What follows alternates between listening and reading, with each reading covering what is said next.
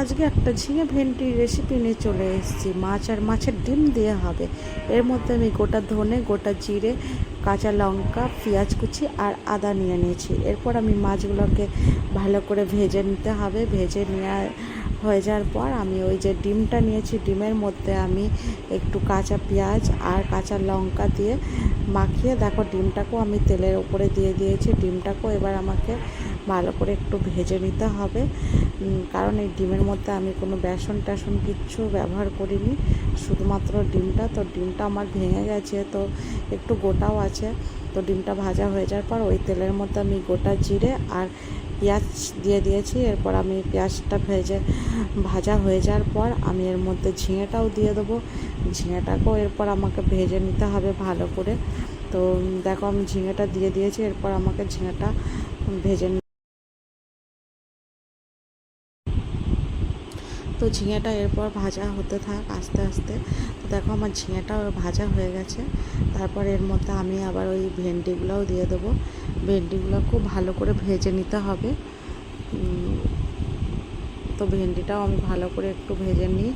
তারপর ভেন্ডিটা ভাজা হয়ে যাওয়ার পর এর মধ্যে আমি লবণ, একে একে লবণ, হলুদ দিয়ে আবার একটু ভেজে নিতে হবে। তো লবণ আর হলুদ আমি দিয়ে দিলাম।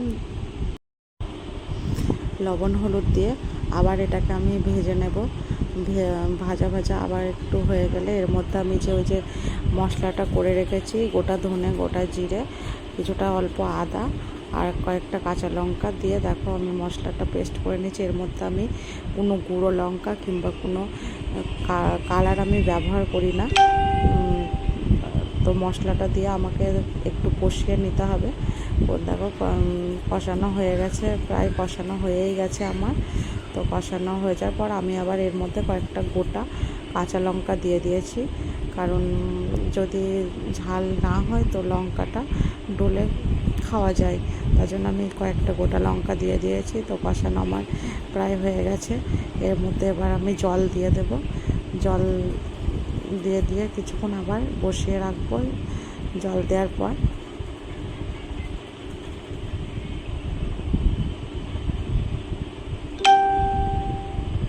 তো আমি ঝোলটা ফুটে গেছে। এরপর আমি ওই ভেজে রাখা মাছ আর ডিমটাও দিয়ে দিলাম। তারপর আমি কিছুক্ষণের জন্য এটা একটু ঢেকে দেব।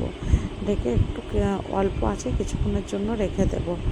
তো ঢেকে দিই কিছুক্ষণের জন্য। এবার রেখে দেখো আমার রান্নাটা পুরো প্রায় হয়েই গেছে। তো দেখো কত সুন্দর দেখতে, ভালো লাগছে। আমি কিন্তু কোনো লঙ্কার গুঁড়ো কিচ্ছু দিইনি, এটা কিন্তু আমার হলুদের শুধু কালার, এর মধ্যে আর কোনো কালার দিইনি। তো ভালো লাগলে অবশ্যই তোমরা বানিয়ে খাবে। তো ভালো লাগলে একটা লাইক